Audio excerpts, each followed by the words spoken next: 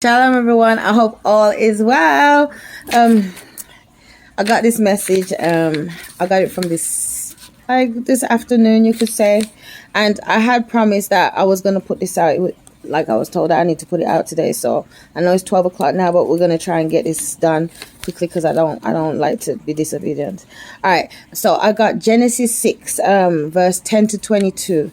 So I'm gonna read it quickly and fast, and while I'm reading it, I'll break it down and explain it to you. Okay. It says here, and Noah begot 3 sons: Shem, Ham, Japheth.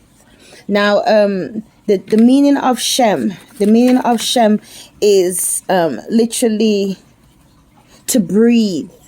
So the meaning of Shem is to breathe. That means to have life, to be given strength, And then the meaning of Ham is hot or warm, and that really does represent Ham, because most of Ham's descendant comes from Africa and from warm areas, So yes, that definitely defines who Ham is. And Japheth is like a beautiful, or to extend to, So and most of the Japheth they come from the Europe and all those other rest of different places. So we're gonna get into this now. So it says here, the earth also was corrupt before God, and the earth was filled with violence.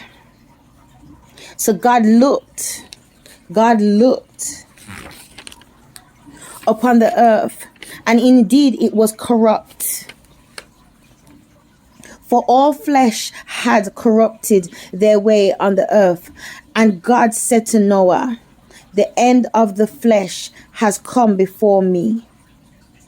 God says to Noah, the end of the flesh has come before me. That means the corruption. It's so much that it's before me. It's something I cannot ignore. And usually God can ignore things. But it was so vile that he could not ignore it. The end of all flesh has come before me, for the earth is filled with violence through them. And behold, I will destroy them with the earth. So God is saying the only way that I can destroy them is by destroying the earth as well. Now that's something that God did not want to do. That's why after it, he had given a rainbow, and he says he would never do it again. He would never flood out the earth again, because then, he would never want to destroy the earth and see all the dead bodies lying around like how he did before, But also as well, it was the things that mankind was doing, and also they were corrupting nature, natural nature, natural life, animals and stuff like that. They were destroying them and they were affecting them.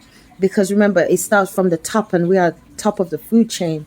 So, so it affected everything else that was below us, and also they were doing genetical changes as well in the genetic structure of the animal as well as human beings. So there was a lot of things that mankind was doing that was upsetting God, and they were killing each other literally killing each other like they were nothing. And even doing sacrifices and even eating and do all kinds of things that was horrible. They were doing it. So that's why God says that he's going to do this. So he was telling Noah that he needed to prepare. Now, the meaning of Noah is to rest or comfort, or it means grace, So the meaning of Noah is to have grace, or to have comfort. So God called upon Noah for a reason, because he represents what would come afterwards, which would be grace, rest, and comfort. So make yourself an ark of gopher wood. Now, gopher wood. Now, I'm going to give you the meaning of gopher wood. Gopher wood is a teak wood, and it was used for structure and stem support. So it says use a gopher wood. Use something that will give structure and support. That when I gush this water upon the earth, because the water is going to come from 4 different directions. It's going to be coming up as well as coming down. So when I start bursting and the water start bursting forth from up above coming and also coming from below coming up, I need something with structure. I need something with sternness. Use gopher wood. So that's why he told Noah to use the gopher wood and make room in the ark. Now room means, I wrote down, room means space that can be occupied or used. He says make room. That means get a space that can be used or occupied in the ark. Now ark means chest. It means casing, a covering. It means a covering or a casing. That's what ark means. So he says make sure you make space, a room that can be covered or that can be cased within. And you see, and it says here, and cover it inside and out with pitch. So then within the covering, within the casing, there was another covering. You know, there was another covering that was placed over that covering. And this is how you shall make it. The length of the ark shall be 300 cubits. Its width 50 cubits and its height 30 cubits. You shall make a window for the ark, and you shall finish it to the cubits from above, and set the door of the ark in its side. In its side. The windows above that you can see all things, and the entrance is at the side.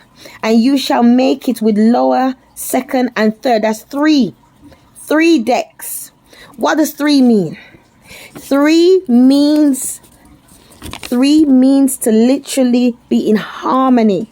3 means to be in wholeness. 3 means new life. It means completeness. That's what 3 means. And 3 also means the Father, Son, and the Holy Ghost. It's a covenant. It's a structure. He says, make a lower, a second, and a third. 1, 2, 3. Deck. And behold, I myself am bringing flood waters on the earth. To destroy from under heaven all flesh, in which is the breath of life. All flesh which I have breathed my life in. And it said what? Under heaven. Heaven, remember, is above. So it says whatever is beneath me. And remember, the water also came from below as well. Everything that is on the earth shall die. But I will establish my covenant with you, and you shall go into the ark, into the covering. You, your son, and your wife, and your sons' wives, and with you, and of every living thing of all flesh, you shall bring 2 of each. Remember, 2 is a significant number. It's a number of union. It's a number of strength. It's a number. It's a very powerful number, because remember, God created everything in 2.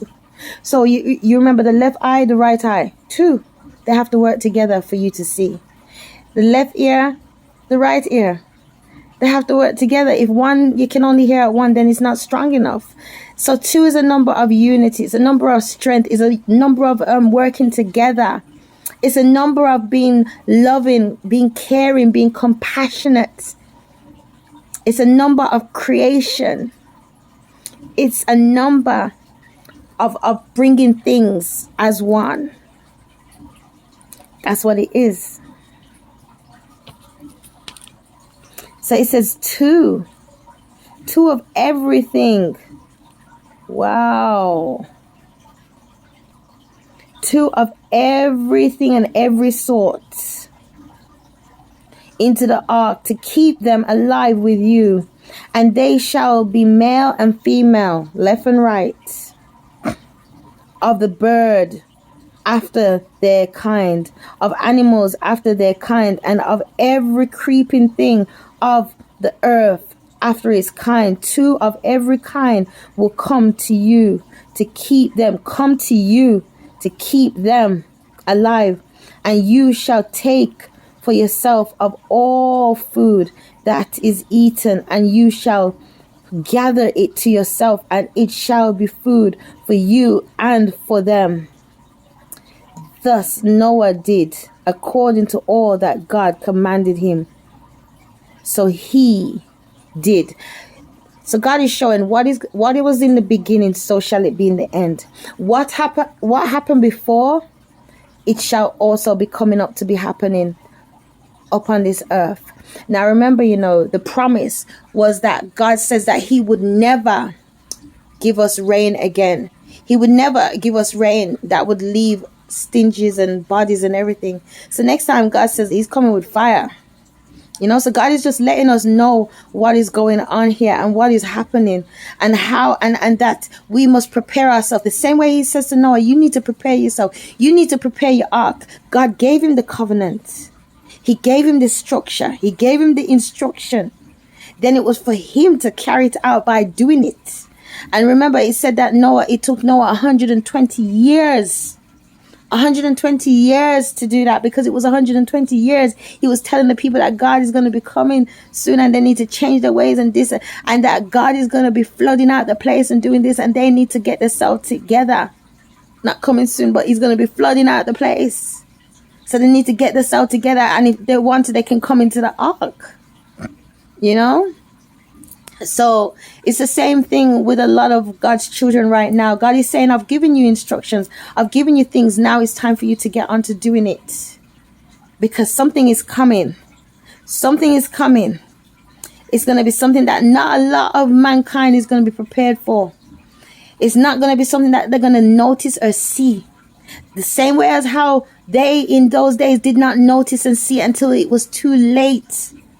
So he's saying they're not going to notice and see this. So whatever instruction he's told you, whatever thing he told you to do, do it. Because you are doing your part. Because remember, we all are one. So each of us have our tasks and have our duties and our things that we're supposed to do. So he says, do it. Because something is coming up.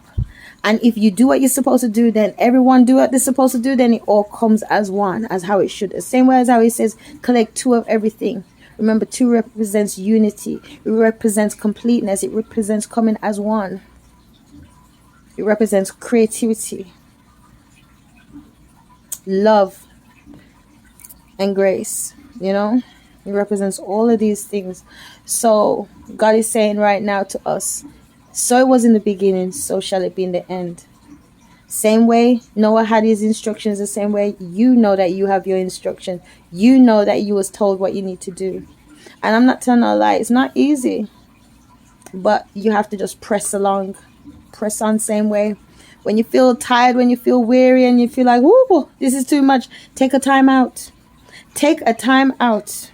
Have a little time with Jesus. Tell him all about your problems. Da da da da da. Listen to me. Take a little time out. Have a little time with Jesus. Tell him all about the problems. Tell him about everything. And he will help you to solve it, and he will work a way out somehow or some way. All right. Take care. Shalom, everyone. God bless you. Bye-bye.